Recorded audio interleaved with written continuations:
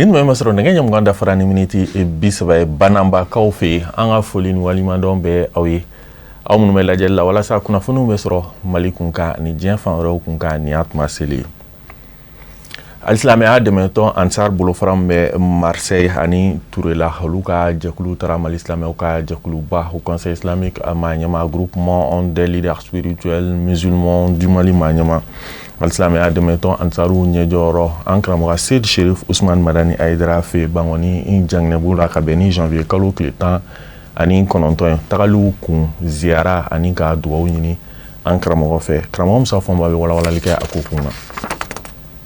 Sao san wajuli kena bilibili mimi sigi senga kaketa shiblaye kanyeshi anne musomo Seida bafune Haidara nibe kunga makobaro Mali Silamatonga faranyonga jakuluba au conseil islamique du Mali Manyema Mali Silamadine nyema uka faranyonga jakuluba groupement des leaders spirituels musulmans du Mali Manyema Silamadi meto ansaru nyajoyoro Aseyada Chérif Ousmane Madani Haidara bade musu wajuli kena temene ko nyina Nabi Nyanamaya Marseille ya Silame Ademeto Ansar Comité fe Sirifila duba bonye imbido ode dafe kana bonya masengina sirifike ye ninga blasaralika unyini ayoro hakilla ina ya san konontonde sango san depuis ambala muso ana amba anga sirifumuso kato balola sango san ambe wajuluke atola foka na se aka soma yelemali ma kana se bi ame yoromina vraiment ama srabla ambo sera kelen de kangata ina kanga ke o san konontoni ola ni anye hakli soro salo donc wajulu temene ko fe donc anana foli bla en kramola kana ka bonya masigi am aye o nyina tuni ambo sera kelen de kan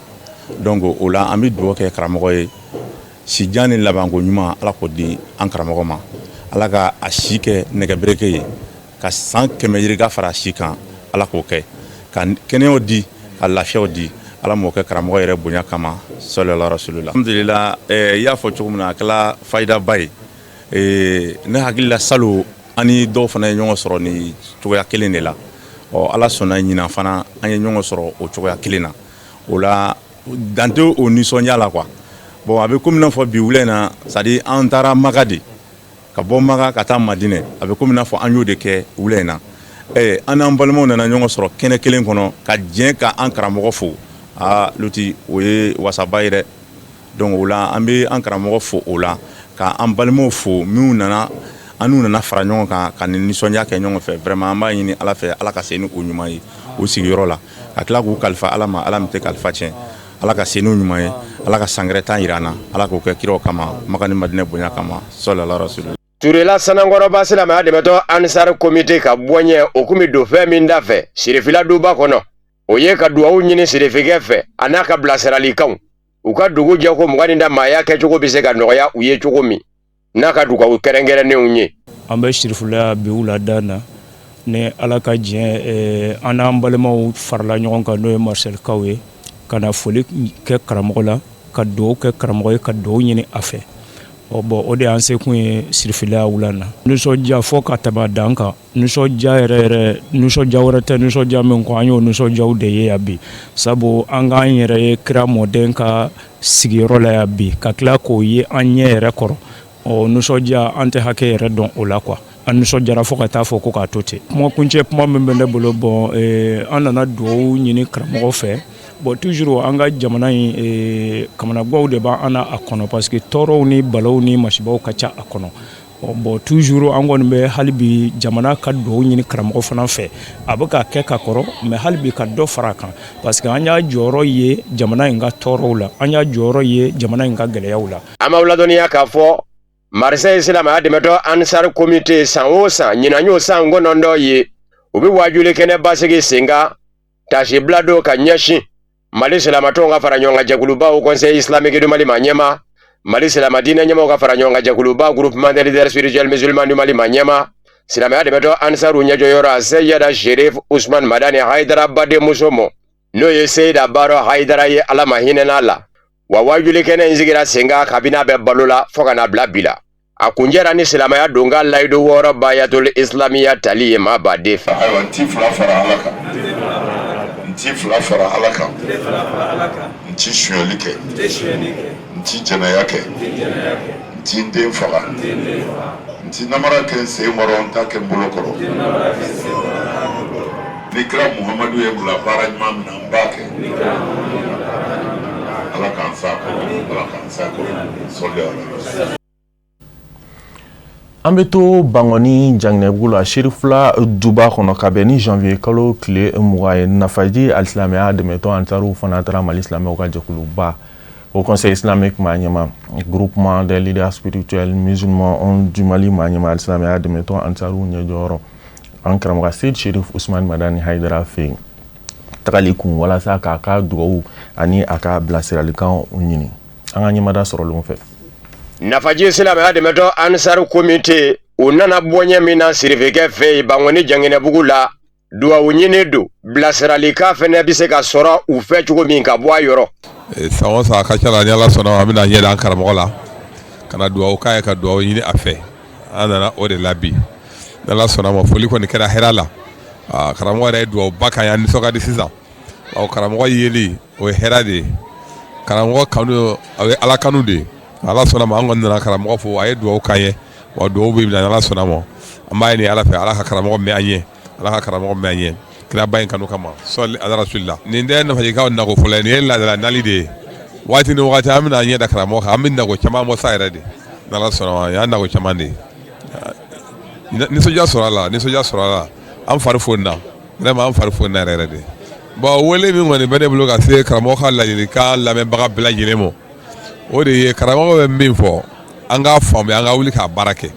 bawo karamɔgɔ ma foyi fɔ an ye ni Ala tɛ a ma foyi yira an ni kira tɛ a ye min yira an na o de an ka jogo an ka kɛ silamɛ k'an tilen ka baara kɛ a ye min yira an na o ye o de ye wa an b'a ɲini Ala fɛ mɔgɔ o mɔgɔ y'a mɛn k'i cɛsiri k'a kɛ o de ɲɔgɔn tɛ Ansaru ye min faamuya mɔgɔ o mɔgɔ bɛ yen n'i ye diinɛtigi ye bɛɛ kan ka faamuya fɔ ni mɔgɔ min ma se jogo la nka karamɔgɔ kɔni ye min fɔ an ye a tɛ se ka tɛmɛ o kan Ala ta la. Nafaji silamɛya dɛmɛtɔn Ansaru komite ma ɲɛmaw nisɔndiyara kɛrɛnkɛrɛnnen ɲɛna an balakaw bani ka bilasiralikan ni ladilikan minnu kɛra sababu ye ni k'u ka duw dilan k'u ka furuw dilan o bonyamasegin kɛra ka ɲɛsin sirifekɛ mɔ. Tiɲɛ yɛrɛ la n'i ye an selen sirifilaya bi Ala ni karamɔgɔ ka bonya ni kun y'an ka jamakulu jate minɛ ni karamɔgɔ ka cɛsiri tɛ karamɔgɔ ka kɔnɔnajɛya tɛ karamɔgɔ ka fɔnisiriya tɛ anw bɛ cogo min na wulada in na anw tɛ se ka kɛ ten barisa n'i ye musow fara ɲɔgɔn kan i b'a sɔrɔ kuma dɔ la mankan ka ca kow ka ca nka Ala ni karamɔgɔ yɛrɛ bonya kama an ka baara kɛla ka a ɲɛ an nana ka na dugawu ɲini karamɔgɔ fɛ ka laban ka dugawu kɛ a ɲɛ a ye wale ɲuman dɔ min kɛ anw musow ɲɛ barisa ni y'an caman muɲunen an ka furu kɔnɔ bi Ala ni karamɔgɔ n'a ka denbaya barika barisa ni anw y'an ba ninnu filɛ tiɲɛ yɛrɛ la tiɲɛni foyi tɛ bɔ an ka du kɔnɔ ni anw y'an kɔrɔ ninnu filɛ sirifilaya tiɲɛni foyi tɛ bɔ an ka du kɔnɔ o nisɔndiya ni o bonya n'o karama min bi anw yɔrɔ an wulila ka se karamɔgɔ ma bi ka na dugawu k'an ɲɛ ka dugawu ɲini a fɛ o de y'an sekun ye sirifilaya yan nɔ tiɲɛ yɛrɛ la nin ye kura fara ne ka cɛsiri kan nin ye kura fara an ka cɛsiri kan n'Ala sɔnna ma an ye fɛn fɛn bila kɛrɛfɛ n'an taala an b'a bɛɛ lajɛlen ta ka baara kɛ ni a ye i yɛrɛ nana ka n'i ɲɛ da karamɔgɔ kan walahi hali bana b'i la n'i ye karamɔgɔ ye i ka bana bɛ furakɛ n'i ye karamɔgɔ ka denbaya ye kɛrɛnkɛrɛnnenya la an ba ninnu walahi i ka bana bɛ kɛnɛya n'Ala sɔnna an bɛ dugawu ɲini aw fɛ hali sisan a ka dugawu sama an ma an ka denbaya a bɛ se ka kɛ an sago ye cogo min na nka an bɛ tagama min na nin ye anw y'an denw fara an ka bi ka na karamɔgɔ fɛ yan olu yɛrɛ ɲɛ dala karamɔgɔ kan ka ɲɛ da an baw kan tiɲɛ yɛrɛ la u bɛna dɔn ko u mansaw bɛ baara min na a ka ca a la u b'an taabolo faamu u bɛ tugu an kɔ. An b'aw ladɔnniya k'a fɔ Nafaji silamɛya dɛmɛtɔn Ansaru a komite ka bɔɲɛ ba Madani Ndende Bashir Tarawele de a Seyjada Cherif Usmane Madani Haidara la a kunjɛra ni silamɛya donka layidu wɔɔrɔ bayatul islamiya tali ye maa baden. Nti fila fara Ala kan nti fila fara Ala kan nti suyali kɛ nti jɛnɛya kɛ nti n den faga nti namara kɛ n sen kɔrɔ n ta kɛ n bolo kɔrɔ ni kira Muhamadu ye bila baara ɲuman min na n b'a kɛ Ala k'a minɛ Ala k'an s'a kɔrɔ. ربنا اتنا في الدنيا حسنه وفي الاخره حسنه وقنا عذاب النار اللهم انصرنا وانصرنا واقض حاجاتنا وفرج همنا لا إله إلا أنت سبحانك إنا كنا من الظالمين يا فرد يا صمد اقضي حوائجنا فرج همومنا واخسف همومنا واستر عيوبنا صل سبحان ربك رب العزة عما يصفون والسلام على المرسلين والحمد لله رب العالمين. Ala ka dugawu bɛɛ lajɛlen minɛ. Mali féminisiw y'u ka san 2026 forumba sigi sen kan. A dakun tun bɛ bolila fɛn mun kan o de ye AES jamanaw kɔnɔna la u ka droit bɛ se ka tɔpɔtɔ cogo min na a baaraw kɛra ka bɛn ni janvier kalo tile 21 hôtel Dunuya la Bamakɔ kɔnɔna la. Maaba caman tun bɛ a kɛnɛ kan ka fara Kurutum Jabate ani Abdoulaye Sogodogo kan Serifula Jabaranso tɔgɔ la.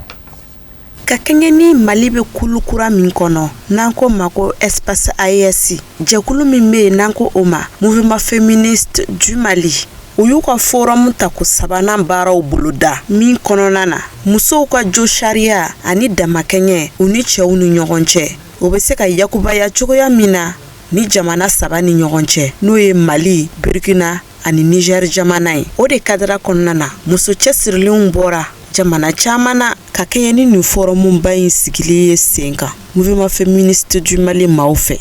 Kuma caman b'a ye k'a fɔ ko ni yɛlɛma dɔw nana dɔrɔn a yɛlɛma dɔw bɛ se ka gɛlɛya don musow ka josariya ɲɛnabɔli la walima a bɛ se ka yɛlɛma ɲuman don a la komi a bɛ se ka yɛlɛma juguman don a la donc o de la an kun ye a bila an kunna k'a fɔ ko an ni an balimaw ka bɔ Niger ani Burkina k'o fara Mali musow kan k'an bɛna fara ɲɔgɔn kan ko ka hakili munumunu kɛ ani ka hakili jagabɔ kɛ walasa an ka se ka fɛɛrɛ dɔw sigi sen kan ka o ɲɛsin an ka jamana ninnu kɔnɔna ma fɛɛrɛ minnu bɛna to ni musow ka josariya ani damakɛɲɛ o bɛ se ka na cɛw ni musow cɛ cogo min na ni jamana saba in kɔnɔ. Baara minnu bolo dalen b'an bolo o ye hakili jagabɔ baaraw ye surtout o ye ka kɛnɛ dɔw sigi kɛnɛ minnu na an bɛ se ka ɲininkaliw kɛ ani ka jaabiliw kɛ o ye fana ka se ka jɛkulu dɔw sigi mɔgɔ dɔw sigi k'u ɲininka ka babu dɔw kan kɛrɛnkɛrɛnnenya la u ka se ka ɲɛfɔli kɛ o babu kan o bɛ cogo min na u ka jamanaw kɔnɔ ani fana ka josariya minnu bɛ jamana ninnu kɔnɔ n'o y'a sɔrɔ tu kɛlen don min na ka gɛlɛya don musow ka josariya la walima tu ma kɛ min na nka ni an yɛrɛ y'a jateminɛ donc hakili jagabɔw de bɛna kɛ kosɛbɛ an bɛna activité dɔw fana kɛ min ye farifoniw ye minnu b'a to mɔgɔw bɛ se k'u hakili lafiya donc o baaraw fana bɛna kɛ a kɔnɔ. O kɔfɛ maa minnu sen mina don ni tile saba baara hukumu kɔnɔna na u ye waleɲumandɔn folikanw kɛ ni ka ɲɛsin kɛnɛ in sigibagaw ma n'u ye mouvement féministe du Mali maaw ye o kɔfɛ ka ɲɛfɔli kɛ u ka laɲiniw kan ni tile saba baara hukumu kɔnɔna na. Nin foro in kɔnɔna la ne ka laɲiniba yɛrɛ ye min ye o ye k'a fɔ muso cɛsirilenw de bɔra jamana caman na u muso cɛsirilen fɛn o fɛn u bɛɛ ye baara dɔ de kɛ u ka sigida kɔnɔna la ni sigida in kɔnɔna la n'o o baara yiriwara ne ka se ka n ka tɔmɔta sɔrɔ olu ka baara kɔnɔna la n'o ye positivement ye n'o ye tɔmɔta ɲuman ye ka se k'o baara kɛ parce que anw ye denmisɛnnin ye maakɔrɔbaw caman b'an cɛ la olu ye lutte ni combat caman mɛnɛ o lutte in kɔnɔna la minnu réussira vraiment an ka se k'o tɔmɔta sɔrɔ ka se ka baara kɛ n'a ye walasa an ka laɲiniw ka se ka sabati cogoya min na n b'a fɔ musolakaw an ka jɛ an ka fara ɲɔgɔn kan an k'an ka baara kɛ. Min yɛrɛ ye ne nisɔndiya kosɛbɛ parce que forum tɛmɛnen an kun y'a recommandé an ka se ka jeunes impliquer parce que anw si bɛ ka taa il faut k'an ka pépinière dɔ labɛn mais ce matin j'ai vu que pépinière labɛnnen non jeunes bɛ yan et puis on les appelle les jeunes engagés n'u bɛ yan n'u bɛ ka kalan kɛ anw senkɔrɔ u ka taabolo u k'anw ka taabolo lajɛ et puis je vois que c'est des jeunes ou engagés non ko in ka d'u ye ni ko in ka d'u ye don nataw la u bɛ se ka mouvement féministe se yɔrɔ la anw ma se ka se yɔrɔ min na parce que fɛn min don n'a ɲɛna a bɛ ɲɛ bɛɛ de ye a tɛ ɲɛ mɔgɔ kɛ a bɛ ɲɛ hali cɛw ye parce que mouvement féministe tɛ foyi muso k'a jɔyɔrɔ dɔn an ka société kɔnɔ muso k'a ka kɛta dɔn muso k'a ka kɛwale dɔn mun bɛ se ka kɛ muso kɔ ne éducation fɔ denmisɛnninw ka lamɔ ne ye muso sen bɔra lamɔ tɛ hakilina jiginna an b'aw ladɔnniya k'a fɔ ko ni forum belebeleba in n'a b'a ta ko sabanan na mouvement féministe du Mali maaw fɛ o baara in bolodalen don tile 3 kɔnɔna na n'o de ye ka ta janvier kalo tile 21 fo ka taa bila janvier kalo tile 23 kɔnɔna na min sen fɛ hakili jagabɔ caman mina kɛ musow ka jo sariya ko kan AES jamana kɔnɔna na. Association anga be mayala bolofaram be nyamana kado bugun na olu ye u ka baranundon kɛnɛ sigi senga a baranundon kɛnɛ ɲɛmaya tun be à présent un donneur de boulanger de Badra Aliou Haidara Abdul Karim Sako be ɲɛfɔli kɛ a ko kunna.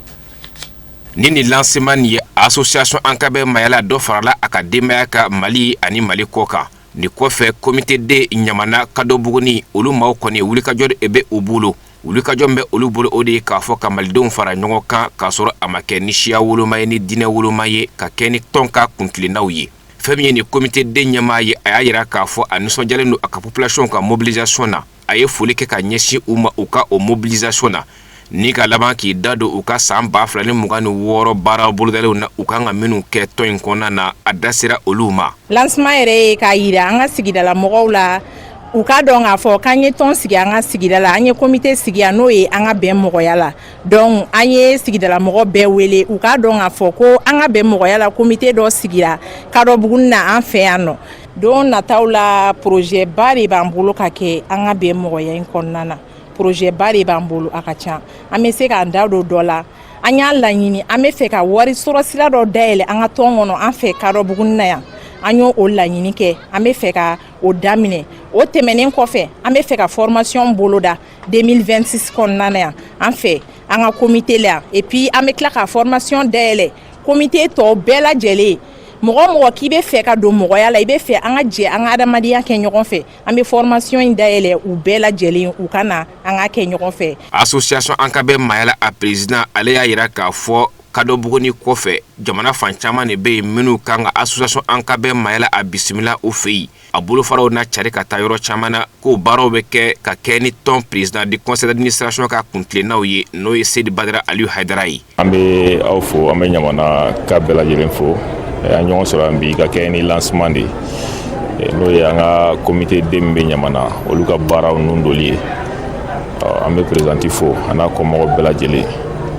u ye bureau min sigi vraiment an wasara ni bureau in ye baara minnu fana kalifar'u la k'u jija an ka bɛ mayala ti hakilina gɛlɛn dabura dɔrɔn an ka kɛ kelen ka ɲɔgɔn dɛmɛ ka ɲɔgɔn to ɲɔgɔn dama la ka kɛ ni Badara ka hakilina ye o de ye Badara ka hakilinabaw ye ni lancement in senfɛ an y'a ye a bɛ kɛ bolodi ɲɔgɔnma ye an ka comité mɔgɔw ni ɲɛmɔgɔ minnu bɛ yan nɔ ka daminɛ dugutigilakaw mairelakaw la fo ka taa se chrétiennakaw fo ka taa se a laadalatigiw ani silamɛ diinɛ mɔgɔw a bɛɛ lajɛlen a bɛ kɛ sababu ye ka bolodi ɲɔgɔnma tɛmɛ an'u bɛɛ lajɛlen ni ɲɔgɔn cɛ. Maliyɛnw ni aw de ka wasa ye parce que baara in daminɛna Mali de kɔnɔ yan maliyɛnw farala an kan maliyɛnden ɲuman si tɛ Mali kɔnɔ yan minnu mago bɛ adamadenya sabati la k'o ma fara an kan nin baara in na o kama bi an ye présenté la Faransi Sénégali an y'an ka récépissé sɔrɔ yen nka an ka représentants bɛ Burkina Côte d'Ivoire bi u b'a la ka baara ninnu kɛ adamadenw bɛɛ y'a seede an b'a fɛ k'a fɔ a ye dɔrɔn hali bi an ka fara ɲɔgɔn kan ni an farala ɲɔgɔn kan an ti dɛsɛ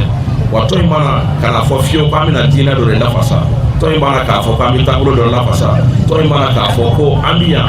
silamɛya regroupement de filɛ an filɛ ka kerecɛnw fara ɲɔgɔn kan an filɛ ka laadatigiw fara ɲɔgɔn kan ko ni silamɛw fara ɲɔgɔn kan ayi tɔn in tɛ o ye. Ni baaraw bɛɛ lajɛlen kɛra nisɔndiya kɔnɔna na ni ka kun cɛ ni dugawu don ye. Imam Hussein ka bangeli sankunbɛn okumu kɔnɔna la Madame Haidara Nassou Traoré tile kelen kɛrɛnkɛrɛn furakɛli ani fura di ma maaw ma fu la ka bɛn ni janvier kalo tile 20 ye Bangoni Jɛnginɛbugu la centre de santé Chérifula la a kɛnɛ ka Awa Jabate ani Abdullah Jara tun bɛ Chérifula Jabaranso tɔgɔ la. Ka kɛ ni Imam Hussein ka anniversaire ɲaɲaw ye Madame Haidara Nassou Traoré ale n'a ka groupe ladenw bɛɛ lajɛlen ya yamaruya ta i n'a fɔ san tɛmɛnenw na ka se ka kɛnɛ belebele barikama sigi n'o de ka consultation gratuite kɛ n'o de ka furakɛli kɛ ni ka fura di maaw ma fufalaki ka sɔrɔ ma musaka bɔ walasa u bɛ se ka kɛnɛya sɔrɔ cogo min na ni k'a dɔn bana mun b'u la walasa dan bɛ se ka kari o la cogo min na ni kɛnɛ in yɛrɛ sigira centre de santé Chérifula kɔnɔna na Bangoni Jɛnginɛbugu la. hakaja kene kɔnɔna ni maa caman kun bɛ yen nɔ ni ka se ka na u yɛrɛ lajɛ cogo min na a kɛra kɛnɛ barikama ye wa bara caman kun bɛ ka lajɛ jabɛti b'o la tension b'o la u n'a ɲɔgɔnna caman fo ka taa se hali denmisɛnninw fana ma k'olu lajɛ k'olu furakɛ ni ka fura d'u ma fufalaki udu karamɔgɔ mun kun bɛ kɛnɛ kɔnɔna na ale ye duwawu ni waleɲumandɔ kɛ ka ɲɛsin madame Aidara Nasu Tarawele ma a ka ni miirina ɲuman tali la ka ɲɛsin jamana kɔnɔdenw ma. An ba n'o ye Seyida Nasu Tarawele ale de bɛ nin wulikajɔ kɛ san o san ka na mɔgɔw furakɛ fu la ka fura di mɔgɔw ma fi sabilila Ala ɲɛda kama ani ka kɛ Imam Usenu yɛrɛ bonya kama donc san o san a bɛ nin baaraba in kɛ ni y'aw ɲininka ko nisɔndiya la ni ko nisɔndiyabaatɔ ma k'a ka tasuma fiyɛ n'a daji b'a faga nuji b'a faga o la an bɛɛ sawalen do bi sabu ka da ka baaraba min bɛ ka kɛ ka degun ta ka bɔ silamɛ kelen kan o jɔyɔrɔ yɛrɛ bɛ di fɔlɔ kira ye min fɔ o la lahara jɔyɔrɔba do kuma tɛ mɔgɔ caman de bɛ yan nɔ tarima faamu de o bɛɛ de bɛna furakɛ fi sabilila Ala ɲɛda kama ni an ka Seyida ka yamaru ye o la an bɛ Seyida yɛrɛ fo kosɛbɛ. Centre de santé Shirifla ale docteur yɛrɛ kelen ka kuma ta an y'a ladɔnniya k'a fɔ k'ale ni misi waselenba don ni kɛnɛ salumanba sigili la ni ka foli ni bonya ma se kɛ fana ka ɲɛsin maa minnu sera k'u dɛmɛ nin baara in taabolo bɛɛ lajɛlen na k'a dɔn k'a fɔ ni maa o maa kɛra sababu ye ka maa caman ni tanga ni k'u furakɛ k'i ko barikamaba de kɛ. Donc folikan min bɛ yen comme y'a fɔ an bɛ foli fɔlɔ ɲɛsin madame Aidara ma a ka cɛsiri la k'a fɔ ka waleɲuman dɔn ka barikada ka tila ka duwawu k'a ye a bɛ ka baara min kɛ Ala ka fanga se fura bɛ di mɔgɔw ma mɔgɔ sera yan fura minnu kɔni b'an bolo n'i ka bana bɛ o furaw kan a fura bɛ d'i ma i bɛ lajɛ fu ka tila ka fura ta ka d'i ma fu échographie bɛ yan ni minnu fana sen sera yan n'u u ka dɔgɔtɔrɔ y'a jira k'a fɔ kan ka échographie kɛ o échographie bɛ kɛ ka u ka jaabiw d'u ma o bɛɛ bɛ kɛ ale ka ni ko labɛn de kɔnɔna na donc k'a fɔ maa minnu yɛrɛ garijɛgɛ donna ni furakɛli ninnu na u bɛɛ lajɛlen ni misi wasalenba don ka foli kɛrɛnkɛrɛn ka ɲɛsin an fa n'an karamɔgɔ Seyid Sherif Usman Madame Aidara ale mun kɛra sababu ɲuman ye ale mun kɛra miirina ɲuman ye ka nin maa ninnu bɛɛ lajɛlen a furumuso a n'a denw ani ka taa se a buramuso ma k'u bila nin sira ɲuman kan ka ɲɛsin olu ma ko foli ni waleɲumandɔn kan ka ɲɛsin ka taga ɲɛsin a ma ani ka waleɲumandɔn kɛ ka ɲɛsin fana madame Aidara Nasu Tarawele n'a ka jamakulu bɛɛ lajɛlen ma barisa k'olu nimisi wasalenba don. A baara yɛrɛ tiɲɛ ka di Ala ye a ye n nisɔndiya kosɛbɛ a ye n content a ye n walawala baara taabolo n'a kɛcogo fɛ sabu an ka banaw lajɛla furaw dilan a wari bɔ ma y'a la alhamdulilayi an contannen don content yɛrɛ non ma tɔ to an na. Nisɔndiya min bɛ ne na bi ne nisɔndiyara ne sewara ne content na. N bɛ Ala fo ka Ala kira fo karamɔgɔ Aidara fo ka n'a muso n'a denw fo k'u barikada Ala ye min lɔ ko wasa kɛra karamɔgɔ Aidara a y'an bɔ jahanama kangole kan k'an bila arijinɛ sira kan muso kɛra kɛlɛbatomusow ye denw kɛra dubabudenw ye walahi an bɛ karamɔgɔ Aidara fo dan foyi t'an na an nisɔndiyalenba de bɛ nin kɛnɛ in kan yan bi an nisɔndiyara an sewara dɛ an nana dɔgɔtɔrɔso fana na fura bɛ d'an ma i sabililayi. Nin kɛnɛ sarumanba in yɛrɛ kun cɛra ni duwawu don ye ka ɲɛsin association Imam Hussein ma kɛrɛnkɛrɛnnenya la ni maa min kelen bɛ ka nin miirina ɲumanba ta n'o de ye madame Aidara tante Aisha Kulubali ale n'a ka jamakulu fo ka taa se a buramuso ɲuman ma n'o ye madame Aidara Nasu Tarawele ale n'a ka groupe ladenw minnu kɛra ka nin miirinaba ta ka ɲɛsin jamana kɔnɔdenw ma ka se ka don kɛrɛnkɛrɛnnen sigi ka maaw furakɛ fu ni ka se ka taa fura d'u ma k'u b'a fɔ ka waleɲumandɔn ni miirina ɲuman tali la. Kɛnɛ yɛrɛ kun cɛ ni bilasiralikanw ye n'o de ye dumuni minnu ka kan ani fɛn minnu man ɲi an ma an ka ɲɛnamaya kɔnɔna na. Bogoba Jara ka fatuli kɔfɛ Ala ka hinɛ ani silamɛsiw bɛɛ lajɛlen na Lasiribugu ye dugutigi kura sɔrɔ Birima Jara ka sigili baaraw kɛra ka bɛn ni janvier kalo tile 17 a kɛnɛ ka maaba caman tun bɛ Amadu Kamara bɛ ɲɛfɔli kɛ a ko kun kan. Ka kɛɲɛ ni Lasiribugu dugutigi ale ka soma yɛlɛmali ye san 4 tɛmɛnen kɔ a nɔnabila sigira n'o ye Birima Jara ye i n'a fɔ a laɲininen don cogo min na sariya fɛ o sen fɛ Kajolo Baba Komandanba a nisɔndiyalen ye foli ani waleɲumandɔn kɛ ka ɲɛsin dugutigi kura ma ka sɔrɔ k'a bilasira ni ladilikanw sanumanw ye. An bɛ se k'a fɔ a diyara an ye parce que an nana maire ni Lasiribugukaw y'an wele k'u b'a fɛ ka Lasiribugu dugutigi sigi k'an kana u dɛmɛ o tulonkɛ la an fana nana an ye cercle coordinateur chef de village ka fo présenter service de sécurité mɔgɔ caman maire furu maire n'a ka conseil dɔw bɛ yan an nana kunu dɛmɛ fête la bon kɔnɔna na u ye kuma jan n ye ladilikan f'u ye n k'u ma en tout cas a sigira sariya kɔnɔ donc basi tɛ yen sariya taabolo dugutigi taabolo de b'a la ça c'est les textes réglementaires o bɛɛ dafara a to conseil fana ni sigira donc problème tɛ yen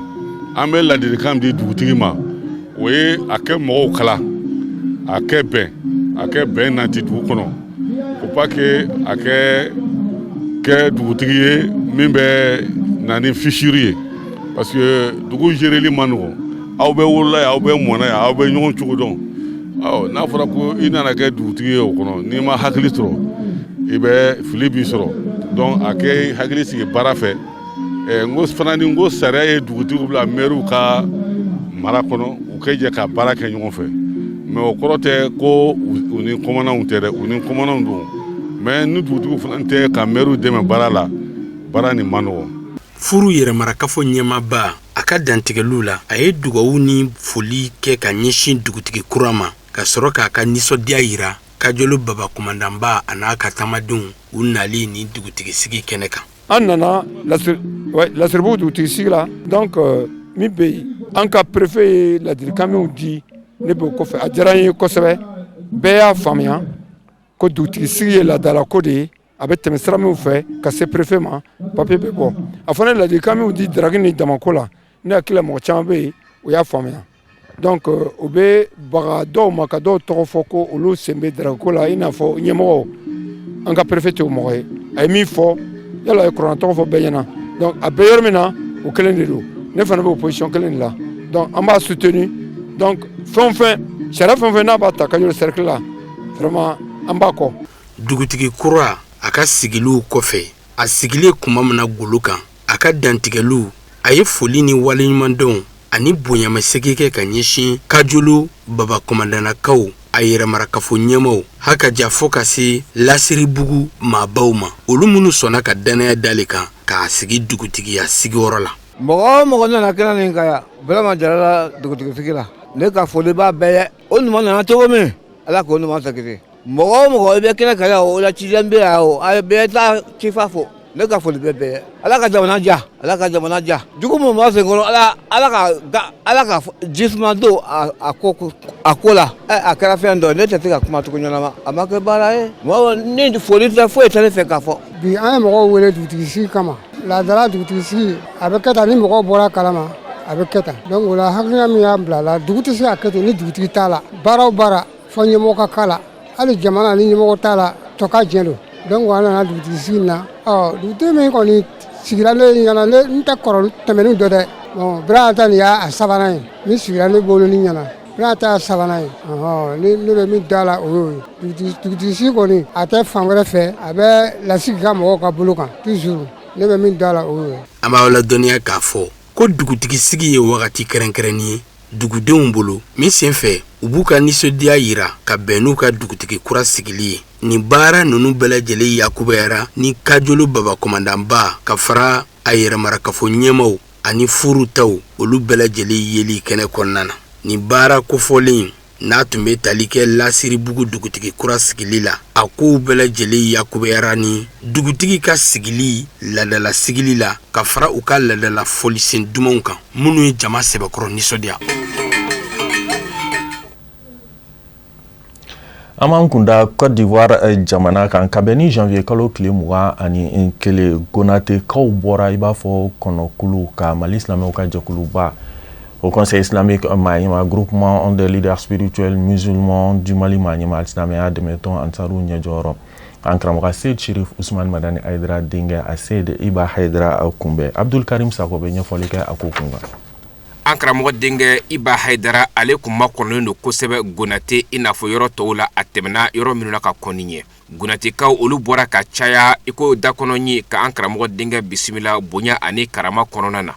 O bisimilali kɛra nisɔndiyaba ye Gonatekaw fɛ kɔnɔwari jamana kan. Iba Haidara ni sifinw caman kama DGP a taara foli bila dugu ladalamaw la ani alimamilakaw bonya kama i n'a fɔ o ye laada ye a fɛ cogo min na. o bonyafoliw bɛɛ lajɛlen bɔlen kɔfɛ a la karamɔgɔ denkɛ n'o Iba Haidara a ye wajulu belebele ɲɛnamaya wajulu min ni a kumana kosɛbɛ sifinw ka n'o ye denmisɛnninw ye n'olu de ye jamana sini ɲɛsigi ye ka kɛɲɛ ni ansaru ɲɛmaaw ka lakalili ye Gonatekaw fɛ Iba ka nali Gonate a kɛra fɛnba ye bawo sifinw olu bɔra ka caya kana ka wajulukanw lamɛn ni ka bilasiraliw caman ɲini ni k'olu sɔrɔ fɛnɛ diinɛ kan. Vraiment me ala fo ka tano alhamdulillahi rabbil alamin bi ka akei cogo ɲana an nimisi wasala an nisɔndiyala an wasala an bɛ ala fo ka tano. Vraiment depuis Iba ka nali depuis a lancela an bolo k'a fɔ n'ala sɔnna an karamɔgɔ Cheikh Iba Haidara a bɛna don an fɛ Gonate ya cɛw ni musow bɛɛ lajɛlen wulila ka lɔ pour que baara nin bɛ se ka kɛ kɛcogo ɲuman na ɲɛ ma vraiment bɛɛ lajɛlen wulila k'i cɛsiri k'an dɛmɛ a baaraw la financièrement vraiment moralement bɛɛ lajɛlen k'an dɛmɛ a la an bɛ ala fo k'a tanu. Alhamdulillahi rabbil alamin vraiment an bɛ yɔrɔ min na su in na nisɔndiya kɔni dan y'an ta ye an bɛ ala fo k'a barika la an yɛrɛ nisɔndiyala dan tɛ nisɔndiya min na parce que baara nin yɛrɛ an tun k'a laɲini k'a se yɔrɔ min a tɛmɛna o bɛɛ k'an bolo vraiment an bɛ ala fo k'a tanu nisɔndiya kɔni vraiment dan t'o la an bolo an k'an ka cila laseli yɛrɛ an ka basi kɛ jeunesse ka kosɛbɛ pour que jeunesse bɛ se ka bɔ ka na lamɛn yɛlɛma bɛ se ka don u ka baaraw la ɲɛma u bɛ se ka diinɛ faamu ɲɛma vraiment u fana k'an ka weleli jaabi jeunesse bɔla kosɛbɛ a fana mako bɛ mɔgɔ minnu na n'o ye jɛnsɛnw ye an ka ci f'u ɲɛna u bɛɛ lajɛlen bɛ kɛnɛ ka ya su in na n'ala ka jɛn ye vraiment an kɔni b'a ɲini ala fɛ vraiment ni o ka baya ta an kɔni b'a ɲini ala fɛ vraiment u bɛ se ka ma don an na ɲɛma an bɛ se ka ɲɔgɔn dɛmɛ ka diinɛ nin baara ɲɛma pour que an bɛɛ bɛ se ka arijinɛ sɔrɔ ɲɛma o y'an ka laɲini ye. Nin wajulu kɛnɛ min ni a laɲɛnamana Iba Haidara fɛ Gonatekaw fɛ a kɛra sababu ye maa camanba de Bayatul Islamiya o ta a bolo. An bɛ to Gonatekaw fɛ a se de Iba Haidara a ye laseli minnu kɛ an ka ɲɛmaadɔw fɛ. Ka Gonatekaw fo o ka kan banin de u waleɲuman dɔ danti foli min na siga tɛ nin na ka tila k'u fo kosɛbɛ u ka kanu na u ye kanu mun kɛ ka u ka garibukɛ sɛgɛrɛ siga t'a la banin de a diyara n ye danti diya n ye min na siga t'a la banin de nisɔndiyara tuma min na ne an donna yan an y'a dɔn ko an donna dugu dɔ kɔnɔ siga t'a la banin de Haidara dugu min ni o falen don karamɔgɔ kanubagaw la ni o falen don karamɔgɔ denw kanubagaw la siga t'a la banin de an nisɔndiyara an taara alimami fɛ dugutigi fɛ siga t'a la olu y'an bisimila ni kumakan ɲumanw ye ayiwa an bɔra yan ayiwa an taara alimami fɛ banin de olu fana an kunbɛn kosɛbɛ siga t'a la Haidara ni kumakan ɲuman d'anw ye min ka di dunan ye foyi t'i sɔrɔ dugu b'i ka bila la siga t'a la banin de a kɛra ten ayiwa an taara bulon wɛrɛw kɔnɔ a bɛɛ y'an bonya a ne m'o dugu bɛɛ kɔntana ni an ka donni ye dugu kɔnɔ siga t'a la banin de wa ala sɔnna fɛnɛ su kolen an nana akili kɛ wula fɛ ala sɔnna an ye wele min da Gonate la wele jaabira siga t'a la banin de a kɛra ten koyi Haidara an ko ka bɔ kana wajuli lamɛn u se bi mɔgɔ mɔgɔ la ka bɔ kana wajuli lamɛn siga t'a la ayiwa ne ɲɛ bɛ jama min na ne bolo nin y'a dan ye banin de kabako do koyi fakidu seyin la yuti siga t'a la wallahi Haidara mɔgɔ i tɛ se min na i tɛ se o la i tɛ se o la koyi mɔgɔ dama tɛ yan hali jinɛw fara bɛ ninnu kan yan banin de vrai cœur sera du paradis ala ka waliw la bɛɛ bɔra mais ni sara tɛ foyi ye ni ala tɛ Allahu akbar ala de bɛ se k'aw bɛɛ sara siga t'a la banin de wallahi Ali bi an bɛ to Côte d'Ivoire jamana kan Mali silamɛw ka jɛkuluba Conseil islamique Maniama groupement des leaders spirituels musulmans du Mali Maniama silamɛya dɛmɛtɔn Ansaru ɲɛjɔyɔrɔ an karamɔgɔ Seydi Sherif Usman Madani Haidara denkɛ a Seydi Haruna Rashid Haidara fana kunbɛnna ni bonya ani karama ni nisɔndiya bɛɛ lajɛlen ACOPECAW fɛ yen ka bɛn ni janvier kalo tile 20 Amadou Kamara bɛ ɲɛfɔli kɛ a ko kun kan. ni tournée bain ni aboludara Mali al-Islamé ɲɛmaaw ka tɔnba Haut Conseil islamique du Mali ma ɲɛma Mali al-Islamé diinɛ ɲɛmaaw ka fara ɲɔgɔn kan jɛkuluba groupement des leaders spirituels musulmans du Mali ma ɲɛma silamɛya dɛmɛtɔ Ansaru ɲɛjɔyɔrɔ a Seyida Sherif Ousmane Madani Haidara denkɛ a Seyida Sherif Aruna Rashid Haidara a bi don diinɛ laseliko ɲuman ka ɲɛsin silamɛya u yakubeyali ma Kodowari jamana kɔnɔ kɛrɛnkɛrɛnnenya la Akupe mara kɔnɔ a bisimilara ye maabaw fɛ bonya ni karama ni nisɔndiya kɔnɔ. Alhamdulillah rabbil alamin, an bɛ Ala fo k'Ala barikada. Ala min sɔnna bi an bɛ janvier la le 20 janvier 2026 ni Ala y'a latigɛ an karamɔgɔ dɔ la an ka dugu la yan bi an taala kunbɛ sortie la min ye Carrefour des policiers ka na an ka ɲɛmɔgɔw fo u ka bureau la min an ka préfet an bɔla yɔrɔ la ka kɔsigi ka na an ka imamu fo vraiment ni foli nin kɔnɔna na an ma foyi ye fo bonya ani karama ani nusɔndiya ani kɔrɔtale an y'ole yala a y'an fa a y'an kontan a y'an jigisi sabula an y'an dɔn an bɛ ɲɛmɔgɔ min kɔni an t'a kɔ comment dire parce que ko ɲɛmɔgɔ de don an b'a ko Ala ye fɛn fɛn min bilada o de y'an bila kɔ donc vraiment folikan min b'anw fɛ o de ye an ye min ye o y'an fa o ye bonya ani karama ye an ka ɲɛmɔgɔ fédération ɲɛmɔgɔw fo min ye Ibrahim Diallo ani a ka vice président min ye Bala Diallo ye ani fédération yɛrɛ bureau complet an bɛ foli k'o la sabula ni ye ni wajulu sigilen bi o ye olu ka cɛsiri de ye vraiment ni wajulu min sigilen yan su in na wajulu k'u bolola ko le 5 janvier le 5 février sɔnna a nana bɔ o la ka kun kɛ darula dɔ ye donc a bɔr'o la ka bila le 20 janvier la Ala ni an ka ɲɛmɔgɔw ka cɛsiri la vraiment an y'a minɛ a diyala n ye a bonyala ma an y'a organiser o la n bɛ n yɛrɛ ka bureau fo min ye bureau de section d'Akupe ye n b'o fo wulikajɔ la o ye wulikajɔ min kɛ nin baara in na o de y'a to su in na ni kɛnɛ in sigila yan donc n bɛ n ka bureau de section yɛrɛ fo n kuman'o fɛ o ye n lamɛn o sɔnna n ta ma wa baara fana kɛla kɛcogo la o la su in na an bɛ wazulu kɔnɔ yan su in na sɛgɛ tɔ tɛ maa kɛla komi foyi t'a si la sabula fafariw foninen don o baara kɛcogo ɲɛna ɲɛmɔgɔ nana o bɛ ka baara apprécier ko a ɲɛna vraiment o ye ne yɛrɛ fa o ye n fa. An b'aw la dɔnniya k'a fɔ ko Aruna Rashid Haidara a ka nin taamaba in a kow bɛɛ lajɛlen kɛra nisɔndiya ni munyamunya kɔnɔna na fan o fan a n'a ka taamadenw sen sera yen nɔ u bisimilara yen maabaw fɛ ka sɔrɔ ka taa foli bila marabolo ɲɛmaw ladala ɲɛmaw haka ja fɔ ka se diinɛ ɲɛmaw ma fan o fan Ansaru n'u kanubaw cɛ ani muso denmisɛn ani maaba u bɔra fan bɛɛ lajɛlen fɛ ka a Seyida Sherif Ousmane Madani Haidara denkɛ Aruna Rashid Haidara n'a ka taamadenw k'u bisimila Akupe dugu kɔnɔ nisɔndiya ni bonya ni karama kɔnɔ. An bɛ to Akupe kaw fɛ Seyida Aruna Rashid Haidara a ye laseli minnu kɛ an ka ɲɛmaadɔw fɛ. Ala mun sɔnna k'o ka ani an sinjiw ani an kanuɲɔgɔnw ani an dɛmɛbaaw an ɲɛw kɛ kelen ye bi Côte d'Ivoire kabakolo gakɔrɔ ni ka bɛn le 20 premier mois 2026 Akupe kɔnɔna na yan an bɛ masaw ye ni kɛnɛ kan ka foli lase naba bɛɛ lajɛlen ma cɛ ni muso denmisɛnnin ni maakɔrɔ ma o ma i ka baaraw to yen ka i ka ciw bila ka hadari ni kɛnɛ kan an ka foli barikama bɛ aw ye aw fo ni silamɛya foli ye ka aw fo ni badenya foli ye ka aw fo ni kelenya foli ye ne o de ye Ala ka kisi ni nɛɛma kɛ ne ni aw kelen kelen kan amin nin kɛnɛ in kan an ka dugutigi fo ale si bɛ âge mun na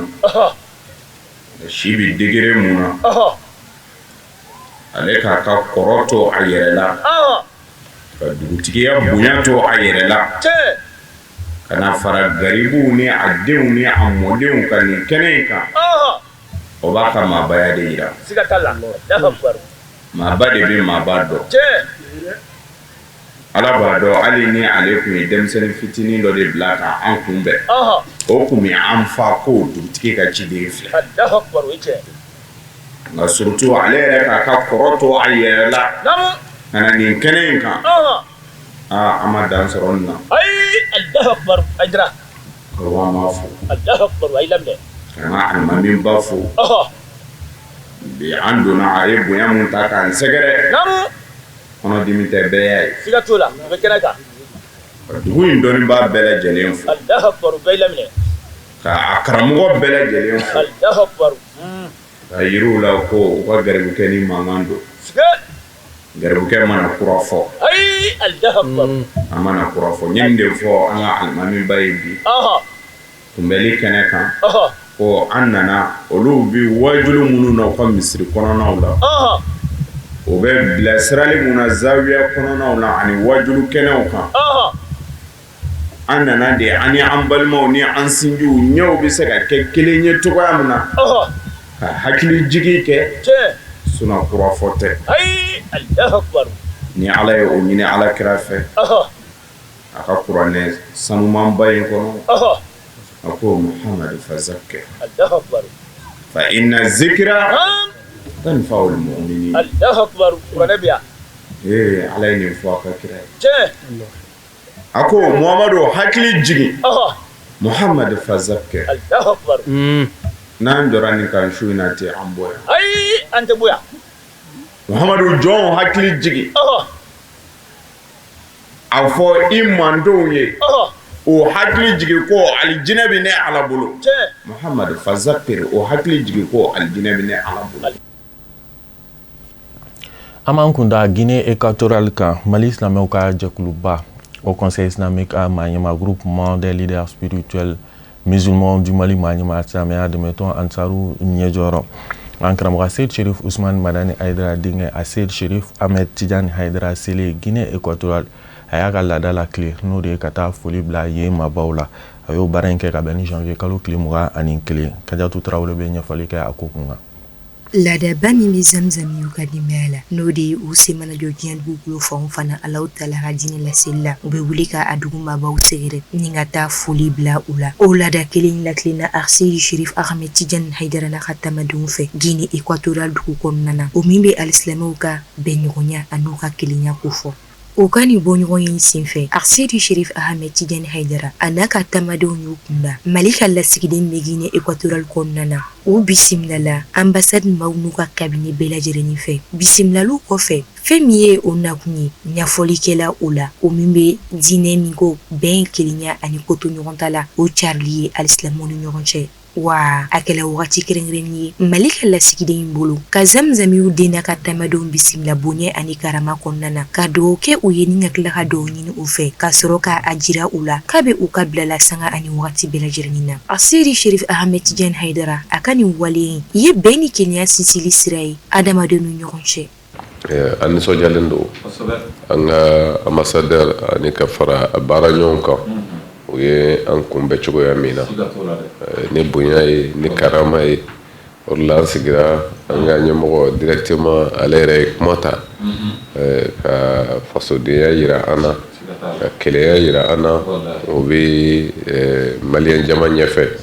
kun min na o ye o baara yira an na k'a ye u fasoden dɔ nana bɔ u ye jamana kɔnɔ ya ka o nisɔndiya yira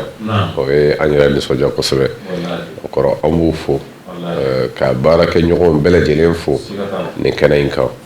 Wa fana o y'u kunda Guinée équatoriale misiriba kan o min senfɛ bisimilaliw kɛla bonya ani karama kɔnɔna na nisɔndiya o ma kɔtigɛ ka d'a kan alisilamɛw ka ɲɔgɔn kunbɛyɔrɔ Mali au Conseil ka lasigiden bɛ Guinée équatoriale u ka kɔrɔfɔw kɔnɔ u y'a jira k'a fɔ ko fɛɛrɛ bɛɛ lajɛlen natigɛ walasa Seydi Cherif Ahmed Tidiane Haidara a ka taama Guinée équatoriale dugu kɔnɔna na a bɛ se ka kɛ hɛrɛ ni baden kɔnɔna na cogo min na. Bon Ala de y'a kɛ o ye ne sɔrɔ yan o ye koba ye. Donc vraiment on remercie toutes les associations de membres en Sardine. Vraiment avec les organisations qu'on a vues avec eux, ça c'est un exemple à suivre. Vraiment tout le monde a compris.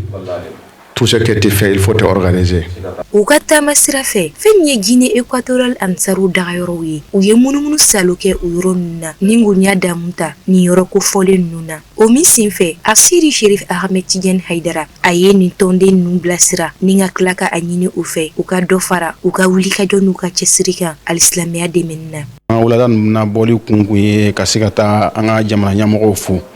o la an bɔli yɔrɔ fana na an taara ka taa an ka terrain visiter n'o ye ala ye Malabo section garizigɛ terrain min na an taara ka taa visiter n'an ka Sherif cɛ ye n'o ye Maulana Asseyi de Sherif Usman Madana Haidara an sera ka taama misɛnnin minnu kɛ nin waati in na bi. Nin taama in kuncɛ la Jamiyatul Ansarudin tɔnden minnu bɛ Guinée équatoriale olu ka yɔrɔ kofɔlen dɔ. Foli kɛrɛnkɛrɛnnen bɛ kɛ k'a ɲɛsin an ka techniciens ma o fana de bɛ dan sigi bi bamanankan kunnafoniw na minnu sera ka fara ɲɔgɔn kan ka bɛn ni tuma ma kunnafoni di so ɲamaso fɛ an cɛ aw ka lajɛliw la a kan bɛn n'Ala sɔnna ma.